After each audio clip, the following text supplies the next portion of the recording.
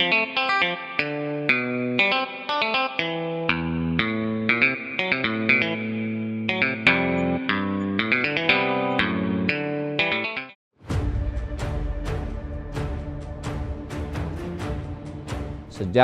menunjukkan bahwa tidak semua pertemuan antar pemimpin berakhir dengan harmoni.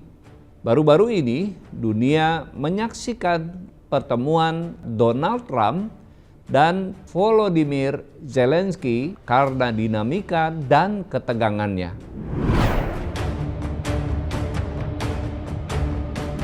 Shalom God Lovers, bertemu lagi dengan saya, Pendeta Martin Hareva dalam Diaspora Voice.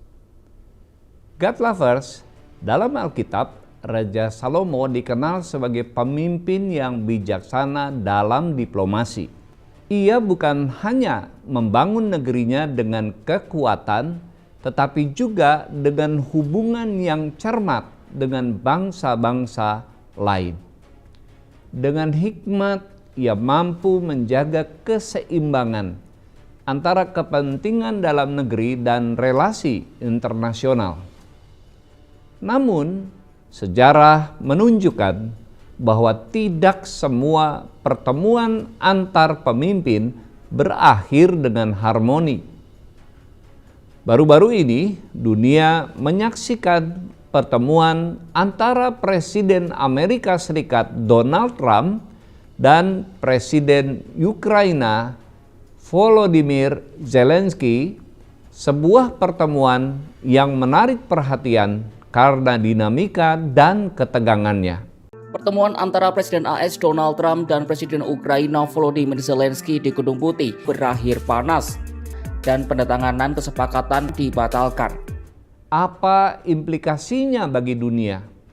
Dan yang lebih penting, apa hikmah Alkitabiah yang bisa kita ambil?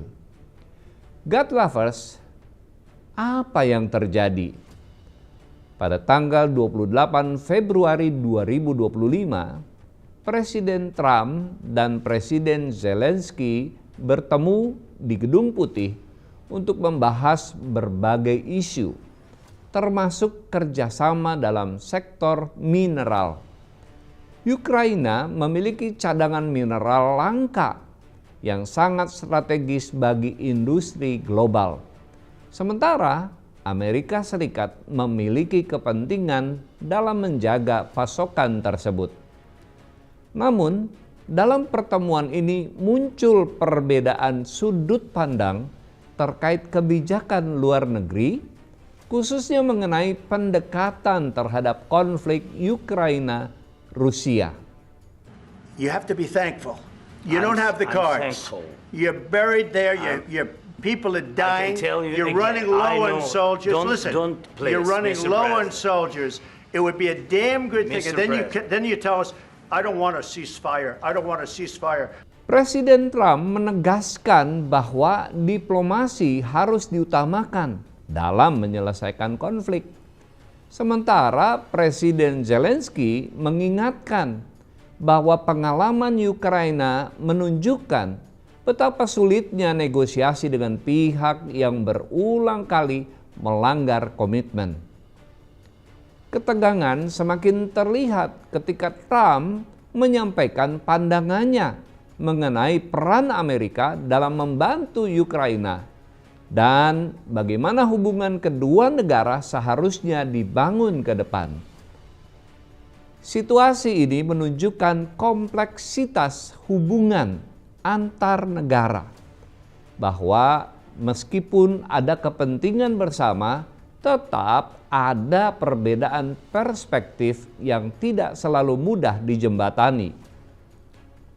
God Lovers, bayangkan dua saudara yang dulu saling mendukung dalam masa sulit.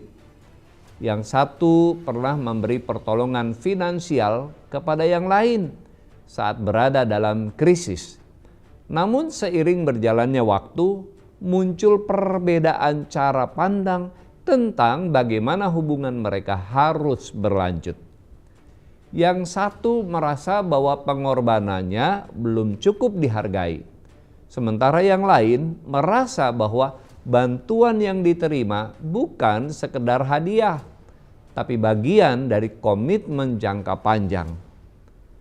Apakah hubungan mereka akan semakin erat atau justru menjauh? Jawabannya bergantung pada bagaimana mereka berkomunikasi dan membangun kepercayaan. Begitu pula dalam hubungan internasional, Alkitab mengingatkan kita dalam Amsal 15 ayat yang pertama. Jawaban yang lemah lembut meredakan kegeraman, tetapi perkataan yang pedas membangkitkan marah. Setiap perbedaan bisa menjadi celah konflik, tetapi juga bisa menjadi jembatan yang memperkuat hubungan jika dikelola dengan hikmat. God lovers, apa sebenarnya yang terjadi dalam pertemuan ini tidak hanya berdampak pada hubungan Amerika-Ukraina, tetapi juga pada dinamika global. Perdamaian dunia, jika komunikasi antara negara-negara kunci tidak berjalan baik, bisa muncul ketidakpastian yang memperlambat upaya perdamaian di berbagai belahan dunia. Ekonomi global, Ukraina memiliki cadangan mineral langka yang sangat penting bagi teknologi dan industri pertahanan. Jika hubungan diplomatik terganggu, ini dapat berdampak pada rantai pasokan global. Situasi geopolitik, ketegangan dalam pertemuan ini bisa menjadi refleksi dari dinamika global yang lebih luas, di mana negara-negara harus terus mencari keseimbangan antara kepentingan nasional dan hubungan internasional. Sebagaimana Mazmur 33 ayat 10 dan 11 berkata, Tuhan menggagalkan rencana bangsa-bangsa, tetapi rencana Tuhan tetap selama-lamanya. Sebesar apapun upaya manusia dalam menyusun strategi politik, pada akhirnya Tuhanlah yang mengarahkan sejarah. God lovers, dalam Matius 10 ayat 16, Yesus berkata, Lihat, aku mengutus kamu seperti domba ke tengah-tengah serigala. Sebab itu hendaklah kamu cerdik seperti ular dan tulus seperti merpati. Dalam dunia yang penuh dengan kepentingan dan kekuatan besar, kita dipanggil untuk memiliki kecerdikan tanpa kehilangan ketulusan. Raja Salomo berhasil menjaga hubungannya dengan banyak bangsa, bukan hanya dengan kekuatan, tetapi dengan pemahaman mendalam tentang bagaimana menjaga keseimbangan antara keadilan, diplomasi, dan kepercayaan. God lovers, jika kita melihat situasi dunia hari ini, konflik yang tak berkesudahan, persaingan ekonomi, dan ketidakpastian global, mungkin kita bertanya, di mana harapan kita? Sebagai God lovers, kita percaya bahwa harapan sejati bukan terletak pada kekuatan politik atau ekonomi, tetapi pada Tuhan yang memegang kendali atas bangsa-bangsa. Mazmur 146 ayat 3 berkata, Janganlah percaya kepada para bangsawan, kepada anak manusia yang tidak dapat memberikan keselamatan. Ini bukan berarti kita pasif. Sebaliknya, kita dipanggil untuk terus berdoa bagi para pemimpin dunia agar mereka diberi hikmat dalam mengambil keputusan, mengedepankan kepentingan global yang lebih besar, bukan kepentingan sempit yang hanya menguntungkan segelintir pihak. Sebab Amsal 21 ayat yang pertama tertulis, hati raja seperti batang air di dalam tangan Tuhan. dialirkannya kemana Ia ingini. Mari kita berdoa agar ketegangan dalam diplomasi dunia tidak berujung pada konflik, tetapi justru membuka jalan bagi perdamaian dan kesejahteraan manusia. Dan yang terpenting, marilah kita tetap berpegang pada firman Tuhan, karena hanya di dalam Dia kita menemukan kepastian.